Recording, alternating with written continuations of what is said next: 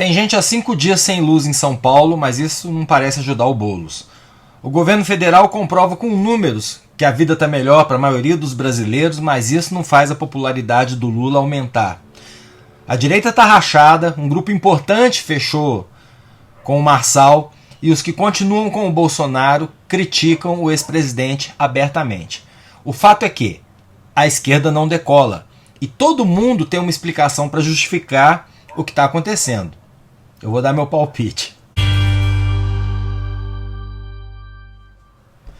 Salve galera, eu sou o Maurício Ricardo, inscreva-se, ative o sininho, deixe o like ou dislike, vamos nessa. Eu andei ocupado essa semana e só soube agora por um vídeo do Henry Bugalho que o Glenn Greenwald foi no Flow e comentou o que seria o problema, entre aspas, da esquerda brasileira, que abre espaço para a direita sambar.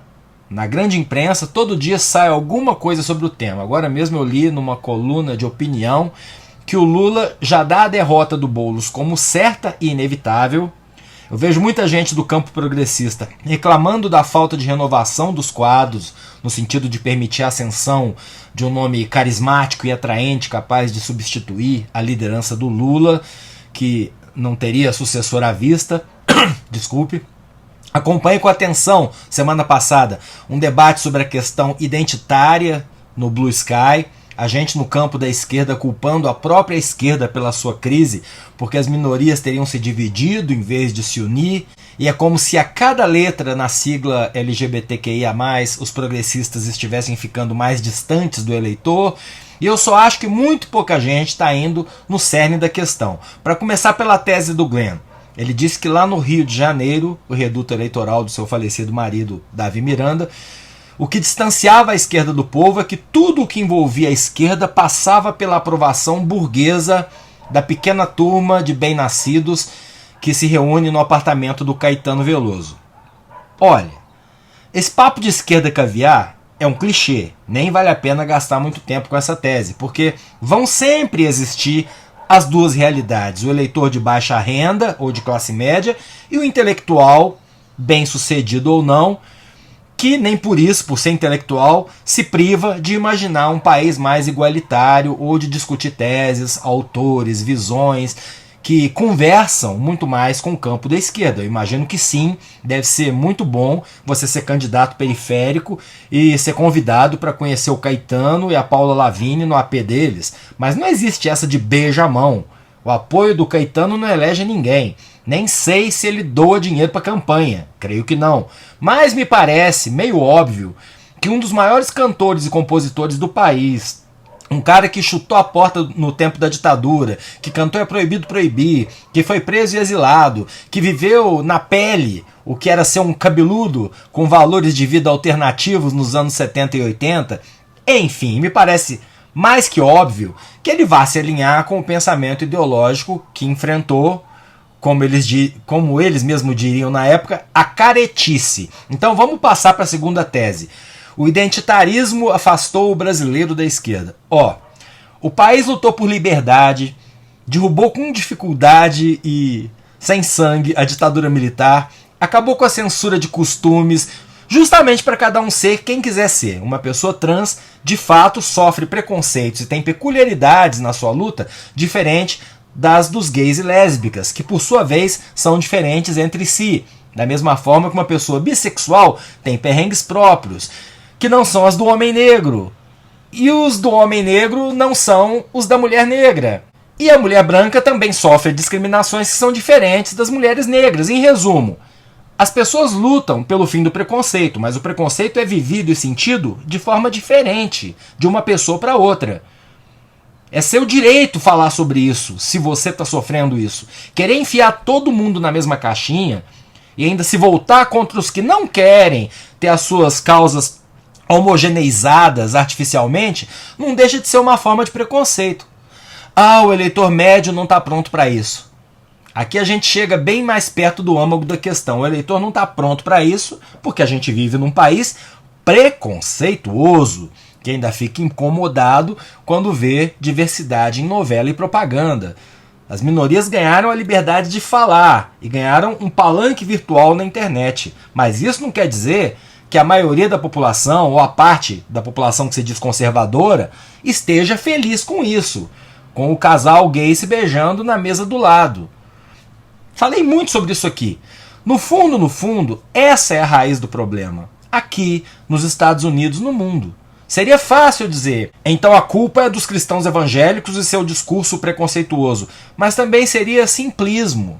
O que existe é um oportunismo. Muita gente que eu conheço nem entra numa igreja, mas vota junto com Nicolas Malafaia e André Valadão, porque o que eles vão lá na Bíblia, selecionam com a pinça, né, como argumentos mais apropriados, dão um verniz de, aspas, legitimidade para o preconceito das pessoas. O ponto é, eles até sabem que é desumano interferir na vida do outro. Eles podem não saber de onde vem o medo e o desconforto diante de quem é diferente. E talvez eles sentissem vergonha se não tivesse acontecido o fenômeno das redes sociais para mostrar para eles que eles não estão sozinhos. Nesse momento nos Estados Unidos, assustadoramente, o Trump tem chances concretas de voltar ao poder. É um cara que ameaçou golpe de Estado lá atrás e agora está assumindo um discurso abertamente racista, xenófobo e, no sentido mais amplo da palavra, fascista. Eu acho que a comparação com o fascismo cabe bem aqui, porque se você se interessa por história, já deve ter visto em vídeos a performance, não precisa nem ter olhado para o conteúdo, a performance de gente como o Mussolini e o Hitler. Na minha infância, eles eram caricatos, os gestos, as expressões. Aí eu te pergunto, já parou para ver as caras e bocas do Trump, aquele queixo empinado, as dancinhas?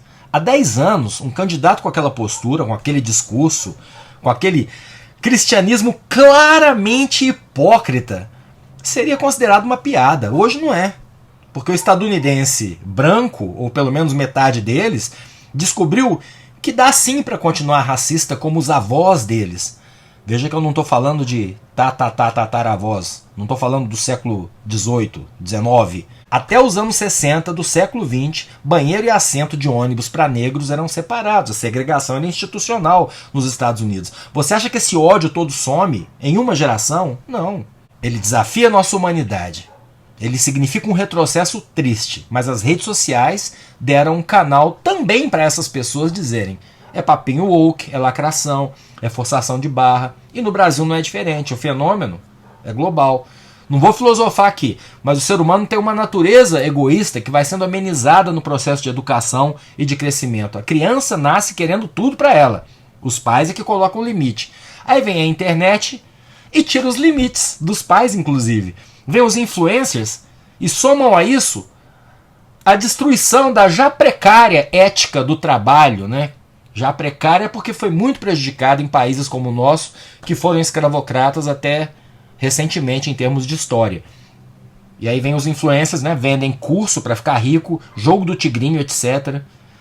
Vem também o ataque às universidades, vem a uberização do trabalho, que não é um fenômeno fácil de entender. Ficam aí tirando sarro do dono de moto que se sente empreendedor, mas a opção para ele, sem ser essa, seria ganhar R$ 1.500 trabalhando 44 horas por semana, com horário para entrar e para sair, se conseguisse emprego.